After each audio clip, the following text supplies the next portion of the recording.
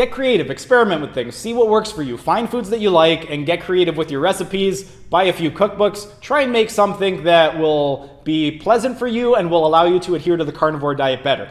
If you can adhere to the carnivore diet, then you will be able to sustain the diet. If you are able to sustain it, your results will be long lasting. You won't just go on it for a month and then go and do something else and then something else and something else and then keep regressing and progressing and regressing and progressing. If you are able to adhere to the diet, that is going to be the best for long-term results.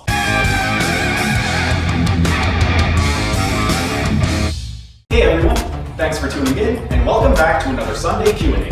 Before we start, just a quick reminder that if you like what you see, be sure to subscribe to our channel and hit the notification bell so you don't miss out on any of our videos. Also, if you have any questions, ask them down in the comment section and we'll either respond to you directly in the comment section or answer your questions during another one of our weekly Sunday Q&As. Alright, time to answer your questions. Hey everyone, thanks for tuning in and welcome back to another Sunday Q&A. Today's question is with regard to snacking while on the carnivore diet. A lot of you want to know, are snacks allowed while on the carnivore diet? And if so, what type of snacks do I consume and what type of snacks can you consume while on the carnivore diet? So that's going to be the question that I will be answering during this Sunday's Q&A. Now, in terms of snacking, absolutely yes, they are allowed while you are on the carnivore diet. It's just going to come down to the type of snacks that you choose, which is why for this video, I will be listing off 10 snacks that you can incorporate while on the carnivore diet. And when it comes to these snacks, there are many other options. I'm just going to list off 10. Whatever snacks allow you to adhere to the carnivore diet, if it will allow you to adhere better, then incorporate them. There's nothing wrong as long as it is a meat-based product or some type of animal-based product, then it is allowed while on the carnivore diet. The first snack is going to be beef jerky. This one is going to be the most simple one, either beef jerky or some type of meat stick like a hot rod or something like that. When it comes to beef jerky, you could either buy it or you can make it yourself using a dehydrator. If you are going to use a dehydrator, all you have to do is just slice up your beef about 1/4 of an inch thick, put it in the dehydrator, and you're gonna have to leave it there anywhere from 4 to 8 hours, depending on the setting on the dehydrator. A lot of them recommend putting it roughly at around 160 degrees Fahrenheit. If you put it at around 160, it'll probably take you around 4 hours, possibly longer. Now, when it comes to beef jerky that you are not making, that you are just buying pre-packaged, one brand that I really like is Beretta. Beretta Farms, they make really, really good meats. I'm Canadian, so it's a Canadian company. If you don't live in Canada, you're gonna have to try and look for another company, but Beretta Farms in Canada, really, really good when it comes to beef jerky. All of their meats are grass-fed. And the one criticism is if you're the type of person that doesn't like beef jerky because it's too dry, then Beretta Farms, the beef jerky is a little bit dry. Me personally though, I find it a lot better than a lot of other brands that I have tried in the past. If you do prefer a more moist beef jerky, then a company like Crave, not sure if they have that in the States, but a company like Crave is really, really good. And they have different flavors as well. If you're trying to be super strict while on the carnivore diet, I wouldn't recommend Crave because Crave has things like teriyaki flavored beef jerky. So if you do want to stick to 100% carnivore, very strict, then Beretta Farms would be a better option. However, if you're not super strict and you're just looking for a animal-based snack, then the Crave brand would be really, really good. And it's also more moist. So if you do prefer a beef jerky that's more moist as opposed to dry, then that would be a better option for you. Another snack would be a meat bar. Now, when it comes to meat bars, I've tried a few of them. My favorite one is going to be Epic.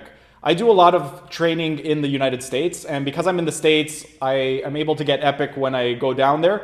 That's my favorite one when it comes to meat bars.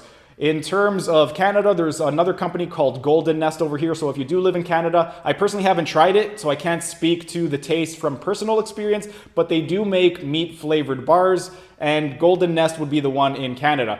You can find Epic in Canada, but you're gonna have to buy it online and it's going to be a lot more expensive. So you're better off getting Golden Nest if you do live in Canada, unless you're willing to spend the extra money. Another company that makes meat bars that's really, really good is going to be Tonka. Tonka makes protein bars, specifically meat bars, not protein bars, but they are meat bars, same as Epic. They use really good ingredients, and I would highly recommend checking one of those two brands out if you do live in the States, and if you live in Canada, check out Golden Nest. Another snack that you can incorporate is one that a lot of carnivores love to incorporate into their diet, and that is going to be pork rinds. Me personally, I never had purchased pork rinds up until this week because every time I went to the store, they never had them available. Very, very hard to find. And if you go online, the price is jacked up about 8 times because they have to be imported from somewhere else.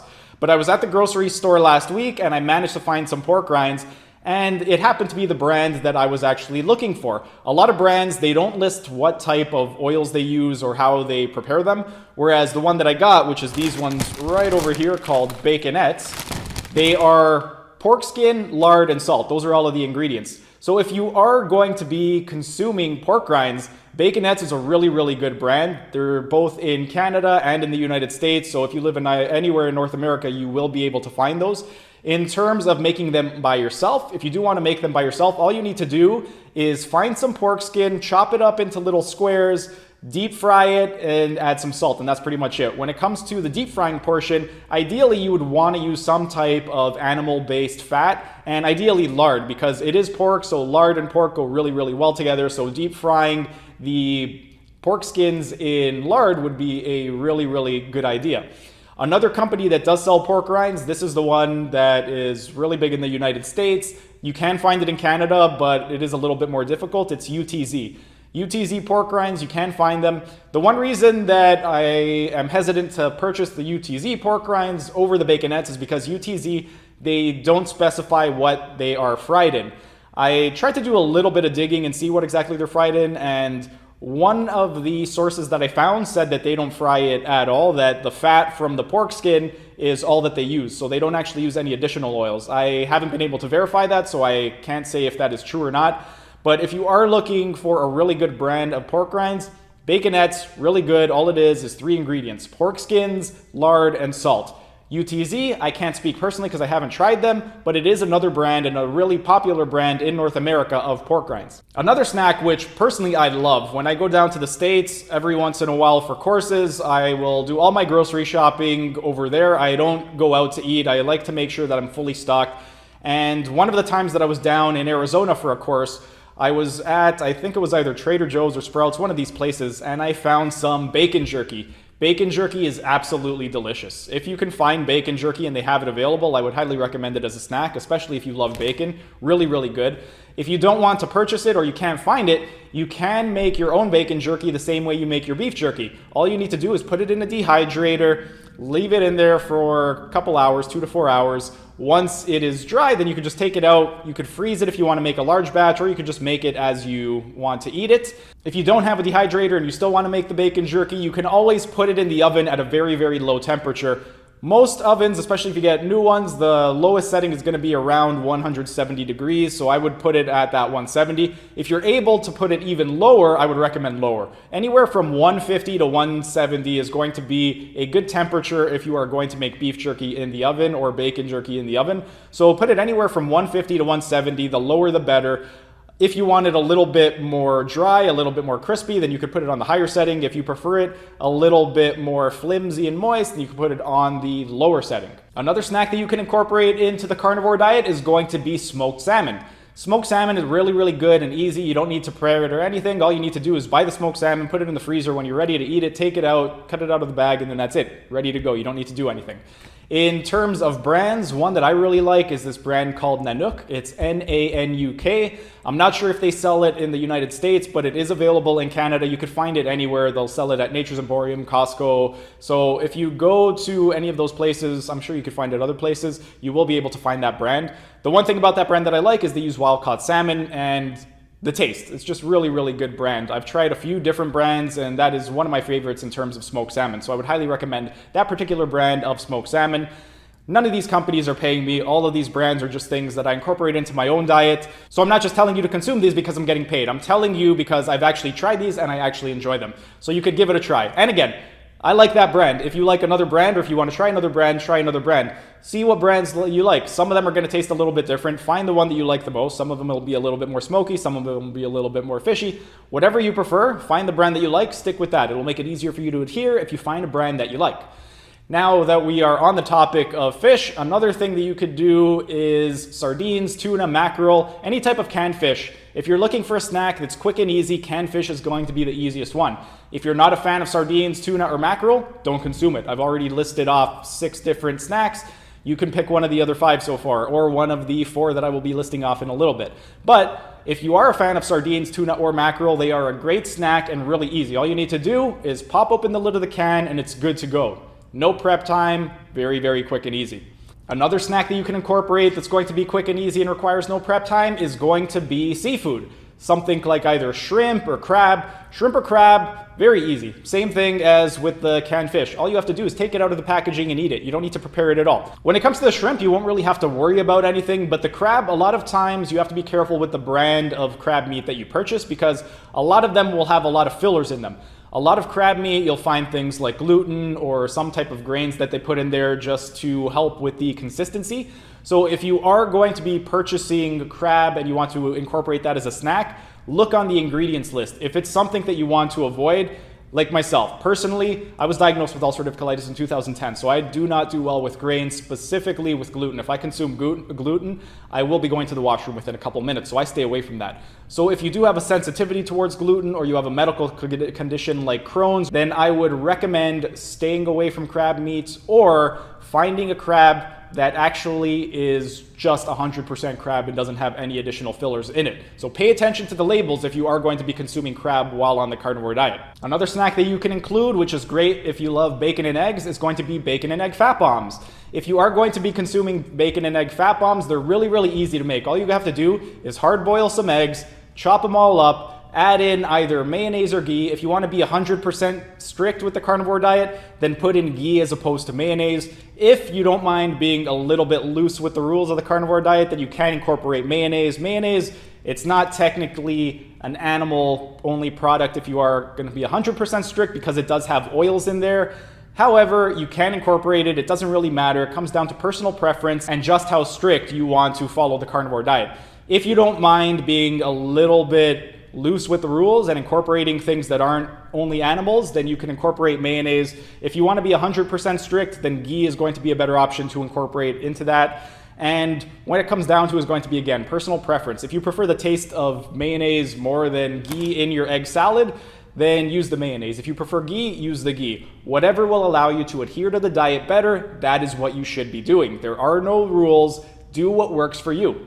Now, in terms of the rest of the bacon and egg fat bombs, once you've chopped up the eggs and you've added the either mayonnaise or ghee, next thing you have to do is fry up the bacon till it's nice and crispy. Once that's done, you're going to take your egg salad concoction, roll it up into balls, and then roll up the balls over the fried bacon. The bacon, it should be nice and small little pieces. You don't want it to be too large. Once you have made your little fat bombs out of the bacon and egg, what you want to do is either put them in the freezer or the fridge. If you're going to be consuming them over the course of a week and you made a large batch, whatever you're not going to consume, you could put it in the freezer. Whatever you're going to be consuming within the next 2 to 3 days, you could keep that in the fridge. That way you don't really have to worry about it and it'll be quick and easy. Every day you could just pick out a few, grab them, eat them. You don't really need to prep them because you've already done that when you cooked them. So it's another really great snack, and if you love bacon and eggs, terrific snack to incorporate while on the carnivore diet. For all you liver lovers out there, you can also incorporate either liver pate or liver crisps into the diet as part of your snacking. When it comes to liver pate, that one's going to be super simple. You could buy it at the grocery store, ready to go. You can just eat it. You don't need to prep it at all. When it comes to liver crisps, these are going to be exactly the same as with the beef jerky or with the bacon jerky. What you can do is chop up liver, make it nice and thin, put it in a dehydrator, cook it until they're nice and crispy. The longer you leave it, the more crispy it'll be. Again, set it at about 150 to 170 degrees Fahrenheit. Leave it in there until it's done to your level of doneness. And if you do like liver, these are a great snack because they kind of have a nice crunch like you would get out of chips, but they aren't chips, they are liver. So if you do enjoy snacking on something that's a little bit crunchy and you want to figure out what you can do and you do like liver, try making some beef liver crisps or using any liver. You could use duck liver, chicken liver, whichever liver you like. Put them in the dehydrator. Great snack for anyone on the carnivore diet. And lastly is going to be cheese. Cheese is going to be, again, one of the simplest snacks that you can incorporate and one of the most readily available snacks. Every single grocery store in North America is going to have cheese. So pick up some cheese, whatever cheeses you like. The one thing when it does come to cheese is the harder the cheese, generally speaking, it's going to have less lactose. So if you don't do well with lactose, I would recommend a harder cheese. If you are fine with lactose, then you could get away with some of the softer cheeses. If you want to be super strict, then you shouldn't be incorporating cheese, especially if you're doing meat only. However, it's going to come down to personal preference and how your body responds. Me personally, I don't really have cheese that often. I'll have it maybe once every couple months. But when I do consume it, I do consume one of the harder cheeses because I generally don't respond well to lactose. So if I have a soft cheese, it's going to upset my stomach and I'm going to have issues. If I have a hard cheese, my stomach's fine and I'm able to consume it without any issues. So if you are going to consume cheese and snack on cheese while on the carnivore diet, stick to harder cheeses. If you don't do well with dairy, stay away from softer cheeses. If you can tolerate softer cheeses, then you can incorporate them. If you don't do well with hard or soft cheeses, then you can incorporate one of the other 9 snacks that I had mentioned earlier. I gave you 10 snacks that you can incorporate. If you don't like one, you can pick one of the other 9. If you don't like 7 of them, you can pick one of the 3. Plenty of options. If you don't like any of the 10 that I mentioned, go online and try and find some snacking options, or try and come up with some creative ideas to incorporate to make some snacks. So one of the ideas, for example, was the bacon and egg fat bomb. You can do that with any type of meat. Get creative, experiment with things, see what works for you, find foods that you like, and get creative with your recipes. Buy a few cookbooks, try and make something that will be pleasant for you and will allow you to adhere to the carnivore diet better. If you can adhere to the carnivore diet, then you will be able to sustain the diet. If you are able to sustain it, your results will be long lasting. You won't just go on it for a month and then go and do something else and then something else and something else and then keep regressing and progressing and regressing and progressing. If you are able to adhere to the diet, that is going to be the best for long-term results. But that pretty much covers it for today's video. Thanks for tuning in. If you enjoyed the video, please like, share, and comment down in the comment section. And if you do have any questions with regard to my experience with the carnivore diet, any questions about the carnivore diet, or if you have any questions at all with regard to anything else, go ahead, ask your questions down in the comment section. I'll either answer your questions directly in the comment section or respond during another one of our Sunday Q&As. But that's it for today's video. Thanks for tuning in, and I'll see you again next week. That's it for today's video. Thanks for tuning in. If you liked what you saw, be sure to hit that like button, subscribe to our channel, and hit the notification bell so you don't miss out on any of our videos. And if you have any questions, ask them down in the comment section, and we'll either respond to you directly in the comment section or answer your questions during another one of our weekly Sunday Q&As. Keep fit, have fun, and we'll see you again next week.